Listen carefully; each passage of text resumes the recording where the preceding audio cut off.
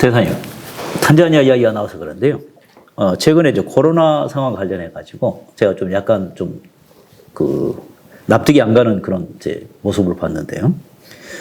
존 마구풀리 대통령이 이제 코로나 존재를 아예 무시를 하고 국민들이 이제 마스크를 쓰는 것까지 이제 못하게 하고, 그 다음에 본인도 안 하다가 급기야는 뭐 작년 3월에 급성 폐렴이라고 이제 뭐 이게 그 병명을 이제 밝혔지만은 코로나 감염으로 사망한 게 이제 명백한 그런 모습을 보여줬고, 강요라든가 군 장성들 뭐 이게 상당수가 이제 감염되고 또는 죽거나 그런 게 됐다는데 좀 이해가 안 되는데 어떻게 그런 상황이 벌어졌습니까? 예, 뭐 탄자니아 저도 근무를 해서 좀 안타까운 현실입니다만은 일단 뭐 아프리카 대부분 국가들의 보건 역량이라든가 수준이 좀 별로 높지는 않죠. 그러다 보니 코로나 대응이라든가 방역에 상당히 애로사항이 많습니다. 그리고 또 두 번째 이유로서는 뭐 당시 그 대통령 선거를 앞두고 있는 마구풀리 대통령으로서는 뭐 어떤 유권자를 의식을 해서 방역 조치를 강화하지 않은 걸로 이제 그렇게 저는 생각을 합니다. 대개 그 코로나19가 전 세계적으로 이 선거에 어떤 영향을 미치는지 이제 분석을 한 이 책들을 읽어보면 당시 총선이라든가 대통령 선거를 앞두고 있는 나라는 거의 방역에 대한 통제를 그 사회적인 거리두기라든가 그 다음에 그런 걸 좀 잘 안 했습니다.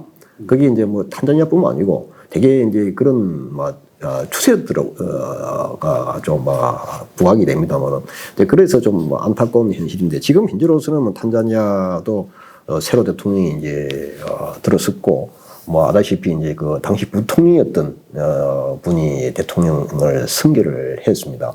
그래서 지금은 방역을 잘 하고 있습니다. 뭐 다만 이 경제적 여력이 부족해서 이 백신 구입이 좀 여러 가지 애로사항이 있습니다만은 현재 뭐 탄자니아 경우는 뭐 확진자가 한 2만 6천 명 정도 됩니다. 사망자가 뭐 734명으로 그렇게 WHO 통계에 따른 자료입니다만은 그래서 어쨌든 뭐 탄자니아 정부도 뭐 최대한 방역을 강화하고 있고, 그 다음에 이제 거기 계시는 우리 교민들도 탄자니아 정부로부터 백신 접종을 받았다고 이야기를 제가 들었습니다.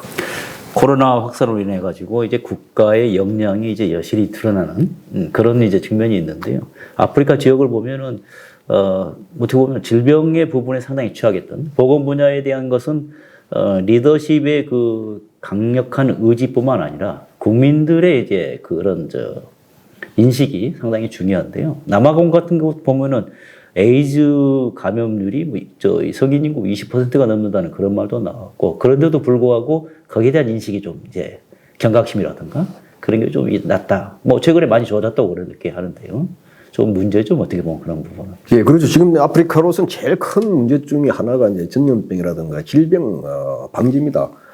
근데 이제 이 에이즈 문제라든가 그 다음에 에볼라, 그 다음에 말라리아, 콜레라, 이질, 그런 이제 질병이 많이 이제 발생을 하죠. 기후적으로 고온다습하고, 그 다음에 보건, 말씀처럼 보건 수준이 좀 낮고, 의사도 부족하고 여러 가지 애로사항이 있습니다. 그래서 이제 그런 이 질병이 많다 보니까 투자도 좀 작아지게 되고 여러 가지 문제가 발생하는데, 어쨌든 뭐 최대 애로사항은 이 방역 문제고, 그리고 여기에 대해서 국제사회도 많이 지금 지원을 하고 있습니다. 예. 교육 부분을 한번 이게 보면은요, 정치는 물론 이제 경제라는 부분에서 변화나 성장을 이루려면은 많은 전문가들이 주장을 합니다. 모든 국민에게 보편적이고 그리고 이제 전반적인 교육이 제공돼야 된다. 그렇게 말을 하는데요. 이게 대표적인 이제 경우로 이제 우리나라를 듭니다만, 이제 전문가들이 경제 발전과 이제 민주화에 이제 전 국민들이 교육을 받을 수 있는 기회가 이제 무상으로 주어졌다. 그래서 경제 발전이 가능했다. 그리고 이제 교육을 받으려는 이제 열망이 이제 학생 자신이나 부모에게 있었다는 것. 그럼 대학이라든가 뭐 고등교육 이수율이 높다는 거. 그리고 이제 일반 학교에서도 이제 기술 교육이 가능했다는 거. 그런 거였는데요.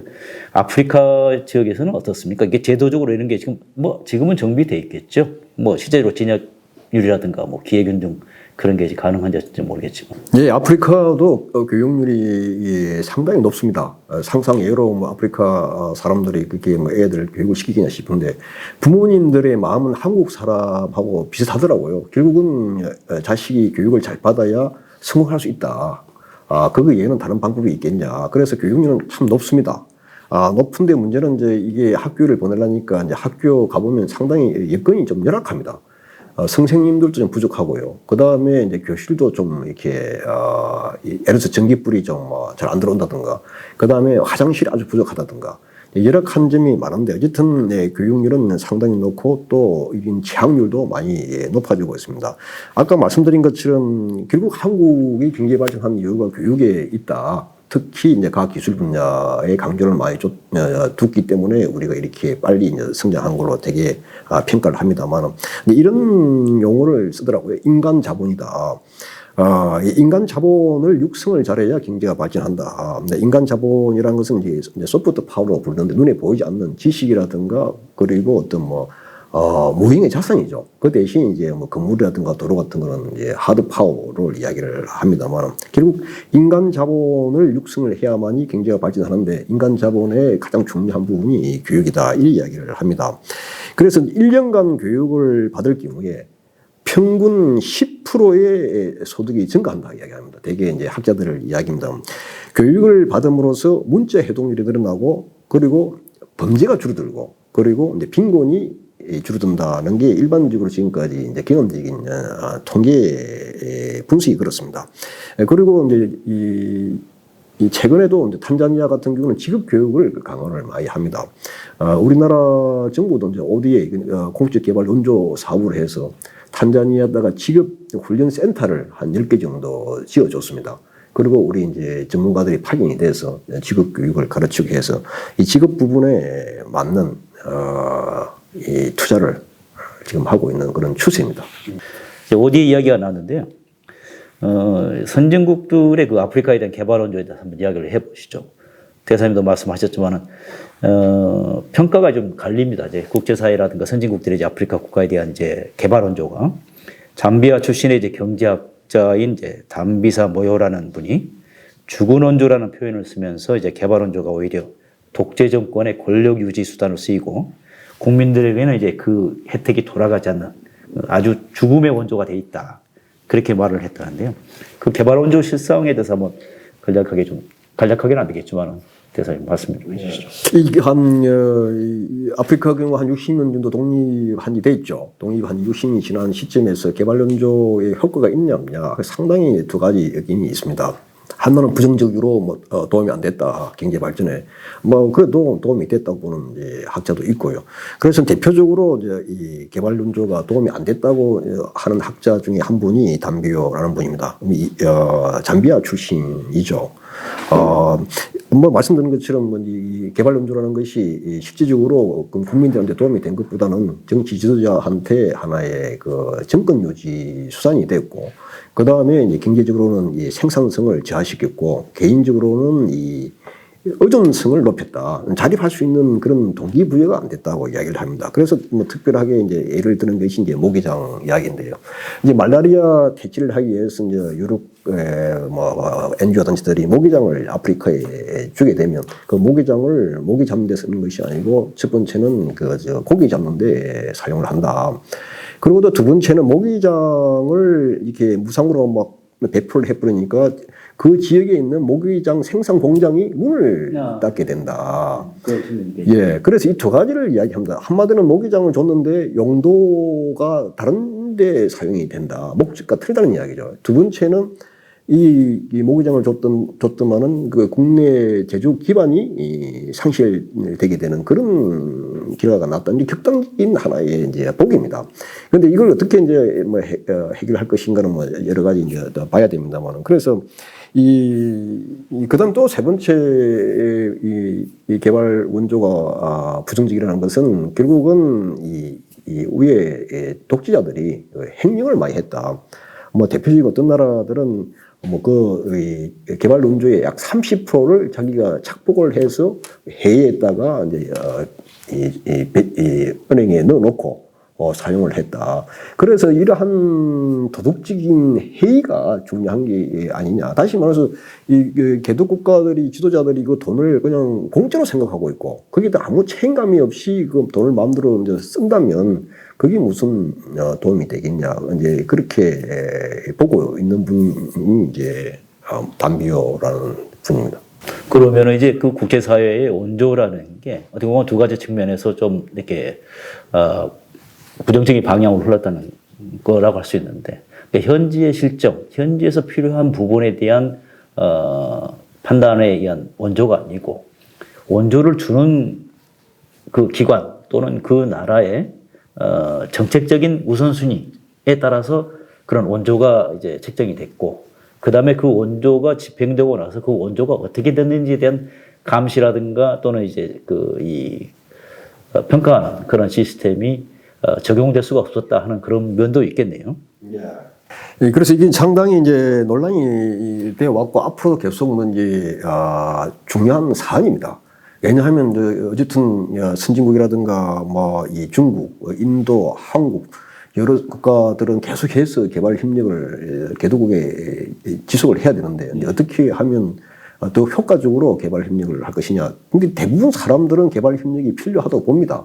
그러면 이제 그 방법을 놓고 여러 가지 아이디어를 많이 내는데요. 첫 번째 가장 중요한 원칙은 결국은 그 수요자의 입장에 맞는 개발 원조 정책을 실시해야 된다. 시장의 원칙에 따르면 수요와 공급이 일치되는 점에서 가격이 결정되는 것처럼 수요자가 중요한 부분이지 지금까지 우리가 공급자, 즉 공유국 입장에서 이 원조를 했다는 것은 좀 지양을 해야 될 것 같다. 두 번째는 개발 원조를 할 때 그 수흥국, 즉 개도국가가 얼마나 그 소화할 수 있는 역량이 있느냐. 무조건 준다는 것보다는 그 상대국이 소화할 수 있고 실행할 수 있는 정책에 초점을 둬야 된다. 그 다음에 이제 세 번째는 되게 이제 한 나라가 뭐 이게 하지 말고 여러 나라 같이 협력을 해서 사업이 중복되지 않도록 하는 게 좋다. 예. 그래서 어떤 나라는 우리도 농업에 지원해주고 다른 나라도 농업에 지원해주면 결국은 그 중복돼 버리고. 예. 그래서 그런 하나의 중복되는 사업을 피해서 이 공유국끼리 협의를 하는 시스템을 계속 유지해 나가야 된다. 이렇게 뭐 이야기를 합니다. 우리나라가 이제 아프리카에서 실시하고 있는 공적 개발 원조 사업 중에 최근 참 의미 있는 소식이 있었는데요. 농업진흥청에서 실시하는 농업기술 이전 사업, 카파치라고 하는데, 세네갈에서 쌀 재배 기술 이전과 품종 개발 사업을 하는데, 쌀 농사와 수확에 있어서 획기적인 발전이 있었다고. 아주 현지에서 뭐 저건 식량난 극복, 그 다음에 농가 소득 증대, 물론 국가 농업 발전에 큰 기여를 했다고 그런 이제 말이 나왔습니다. 이게 진짜 그 대사님 말씀하시는 게 물고기 잡는 법을 가르쳐주는, 물고기를 주는 게 아니라 그런 진짜 아프리카에 필요한 원조 사업이 아닌가 싶습니다. 어떻게 생각하시나요? 예, 이게 참 좋은 사업입니다. 이 아프리카의 대부분 그 주식이 이제 옥수수와 쌀인데, 옥수수가 제1의 주식이고 쌀이 제2의 주식입니다. 다시 말해서 이제 우리나라가 카파시를 이제 만든 목적이 아프리카의 그 이 식량 정상, 그 다음에 가축 개량 기술을 보호하는 데 있습니다. 이 카파시는 2010년도에 이제 우리나라가 주동이 돼서 발족한 하나 협의체인데요. 정확한 이름은 아프리카 농식품 기술 협의체입니다. 코리안 아프리카 푸드 어그리컬처 코퍼레이션 이니시티브. 아프리카의 몇 개 나라가 같이 참여를 하나요? 그래서 2010년도 발족해서 한 10년이 됐는데 지금 현재 총 아프리카 20개 회원국입니다. 앙골라, 카메룬, 코트디부아르, 콩고 민주공화국, 에티오피아, 가봉. 근데 탄자니아는 가입을 안 했습니다. 제가 있을 때 가입을 하라 했는데. 그래서 이 현지에서 호응이 참 좋습니다. 이 카파시에 가입을 하게 될 경우에 이 회원국들은 되게 혜택을 많이 봅니다. 다시 말해서 카파시 사무국이 이제 그 지역에 설치가 되고요. 그럼 우리 이제 농업 전문가라든가 육종 전문가가 파견이 돼서 직접 이렇게 이제 가르치기도 하고, 그래서 이제 하는 대표적인 사업이 우리 이제 말씀하신 것처럼 이 쌀 개량 사업, 특히 통일벼가 어떻게 아프리카에서 잘 자랄 수가 있는지 그 기술을 이제 개발을 하면서 식량 해결에 이제 도움을 하고 주고 그다음에 소득 증대 사업에 이제 기여를 하게 되죠. 두 번째는 이제 축산 분야입니다. 예를 들어서 제가 마다가스카르 정도로 알고 있는데 이게 닭을 어떻게 잘 키울 것인지 그래서 그런 이 기술을 보급을 해서 농민들의 소득 증대라든가 식량 문제 해결에 기여를 하고 있는 걸로 제가 그렇게 보고 있습니다. 예전에 우리나라도 이제 이 조금 여유롭지 못한 시대에 그 농촌에서 어린아이가 달걀 하나 가지고 병아리가 부화돼서 그 이제 또 큰 닭을 키워가지고 그걸로 이제 또 해서 나중에 송아지를 사고 그러면서 부자가 된다는 그런 이야기도 들었습니다만 아프리카에서도 그런 게 가능하겠네요, 이제. 예, 그렇죠. 특히 이제 달걀 부화기 같은 건 참 인기가 좋습니다. 이제 닭을 이렇게 많이 이제 부화시켜야 되는데 그런 기술은 없고 그런 기기가 없으니까 병아리 부화기 같은 거는 그 아프리카도 이제 서로 희망을 하죠. 이제 그렇고 그다음에 또 이 갑바시가 빠지는 이야기입니다만은 중요한 게 되게 이제 이 아프리카가 채소라든가 어떤 과일 같은 걸 생산하더라도 근데 보관하는 시설이 부족하고 보관을 하더라도 대개 이제 손실률이 한 30% 내지 50%인데 이걸 어떻게 잘 보관해서 시장에 신선하게 보급할 것인지 그런 것도 갑바시가 많이 기술을 보급하고 있습니다. 어떻게 보면 그런 게 이제 뭐 어떻게 보면 한 나라들이 이제 독립을 하고 하나 국가가 형성되면은 한 10년, 20년, 30년 내에 그렇게 됐어야 되는데 말이죠. 조금 어떻게 보면 늦은 감이 있지 않습니까? 네, 그렇죠. 이런 이제 농업이 중요한 부분이죠. 한마디로 이제 아프리카가 과거에는 식품을 수출했는데 요즘은 인구가 많이 늘다 보니까 농산물을 지금 수입하고 있는 실정입니다. 식량이 부족한 편이죠. 네, 맞습니다. 그렇듯이 이제 어떻게 보면은 이 개발원조라는 게 그 전반적으로 이제 적용되는 보건 분야 같은 그런 경우도 있지만은 나라별로 그렇게 특화된 그런 사업들이 필요하겠지요.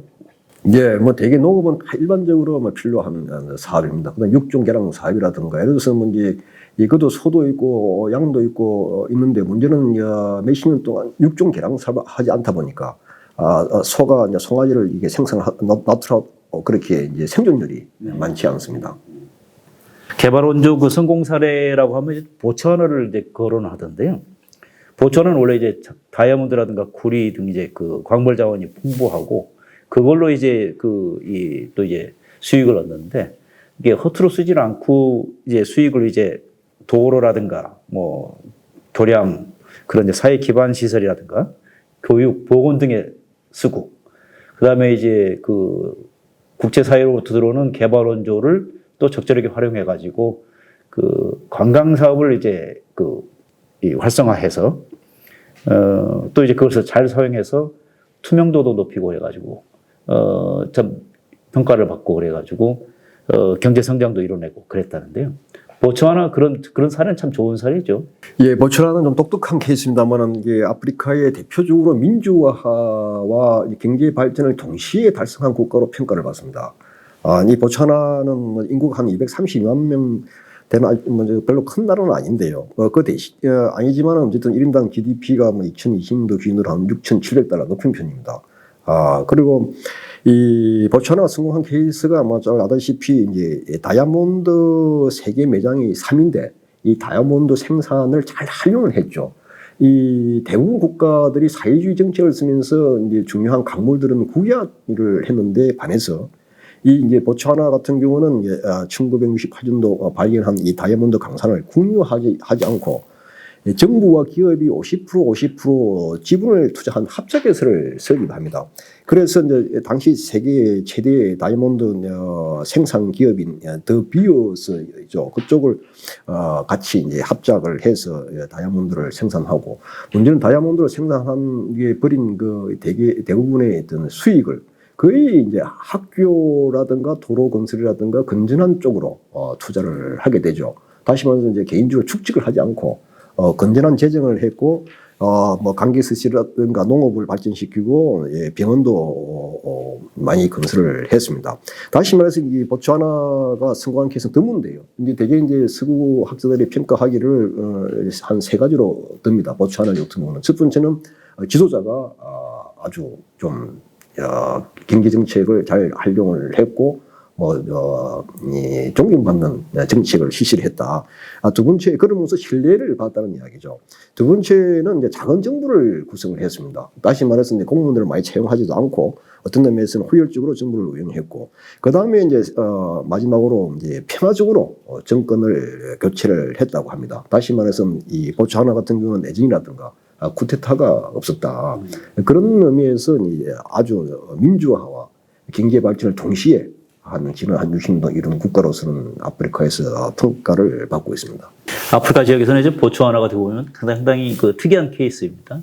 민주화 지수가 이제 웬만한 유럽 국가하고 비슷한 33위야, 세계 33위라고 그러고, 그다음에 1인당 국민소득도 1만 달러가 넘는 그런 이제 경제적인 발전도 이루었고, 그 반대적인 케이스가 되고 보면은 이제 자원의 저주를 받은 이제 그런 나라들이 있는데요. 그 뭐 호투루스는 나이지리아 같은 경우도 보면은 이게 그 석유 생산과 수출로 이제 막대한 자금을 이제 벌어들였는데, 지금도 이제 석유 매장량이 상당히 세계적으로 이제 그 손꼽히는 나라인데, 그런 이제 수입을 국가 차원의 이제 발전에 제대로 쓰지 않고 이제 선심 정책으로 국민들한테 이제 이렇게 나눠주고, 물론 이제 또 그 권력을 잡은 사람들도 이게 또 이게 착복을 하고 부정부패라든가 그런 것들이 많아가지고 돈이 그냥 바닥나는 그런 상황이, 국고가 바닥나는 그런 상황이.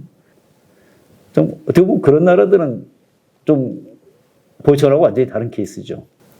그렇죠. 나이지리아를 아까처럼 보츠와나와 좀 반대되는 케이스로 자원의 저주가 된 게 아니라 석유나 이게 주요 광물장이 너무 많아서 오히려 무사하게 된 경우가 아니냐, 이제 그렇게 보는 분도 많습니다.